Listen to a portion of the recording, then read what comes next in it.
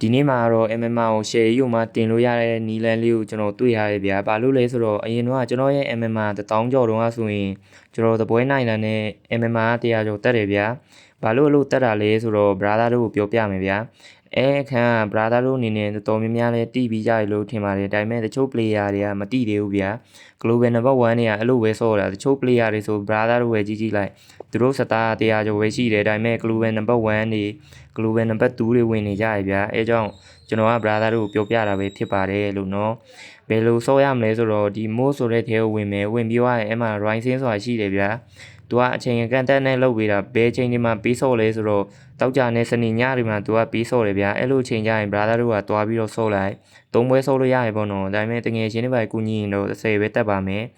တကယ်ချင်းတွေပါမကူညီဘူးဆိုလို့ကျုံးမဲ့ဆိုရင်တော့ MMA 100ကျော်တက်တယ်ပေါ့နော် brother တို့မရှင်းပါဆိုလို့ဗျာတကယ်ချင်းတွေနဲ့ပါလေးနဲ့ဆော့လဲရတယ် MMA 100တက်တယ်ဗျာ3ပွဲပဲတက်တာနော် brother တို့ဒါပေမဲ့ကိုရီးယား3ပွဲကျော်သွားပြီသူတို့ကိုကူညီမယ်ဆိုရင်30ရောအဲ့လောက်ပဲတက်တာပေါ့နော်ပြောချင်တာကတော့တကယ်ချင်းတွေကို MVP မပေးနဲ့ဗျာကျွန်တော်ဆိုရင်စကိုင်းဗီဇာထည့်ပြီးအကုန်လုံးပတ်ပြီးတော့ပြစ်တာဗျာ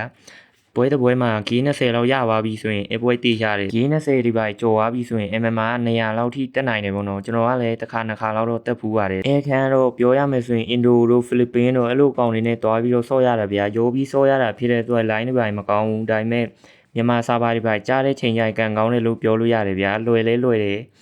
ဟိုးအောက်EPကညီလေးနဲ့တွားပြီးတော့တီးရမှာဗျာအဲ့တော့စောင့်ရရင်ယူမှာကျန်းလို့ကောင်းတယ်ပေါ့နော်အိုင်ဒန်ဒီပိုင်းလည်းထွက်တာမြန်တယ်ဗျာအနိုင်ဒီပိုင်းကျင်းလို့ရတယ်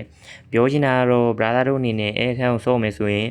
MVP မဖြစ်မနေလူပါအင်ဒိုဆာဘာတို့ဖိလစ်ပင်းတို့အဲ့လိုဆာဘာတွေလည်းရောက်နိုင်တယ်ပေါ့နော်ရောက်နိုင်တယ်ဆိုပေမဲ့လည်းပဲပင်80လောက်တော့ဆော့ရမယ်ဗျာဒါပေမဲ့ဟိုဘက်ကဘောတွေဆိုတော့ဆော့ရတော်တော်ကြီးကိုလွယ်တယ်ဗျာအဲ့တော့ကျွန်တော်ရဲ့ဒီဗီဒီယိုလေးကတော့ဒီလောက်ပါပဲကျွန်တော်ရဲ့ဒီဗီဒီယိုကြိုက်နေတတ်တယ်ဆိုရင် like and subscribe လေးနဲ့ကူညီပေးခဲ့ကြပါအောင်ဗျာအဲ့တော့နောက်ဗီဒီယိုမှာထပ်ပြီးတော့တွေ့ချင်ပါသေးတယ်အားလုံးပဲဘိုင်ဘိုင်ပါ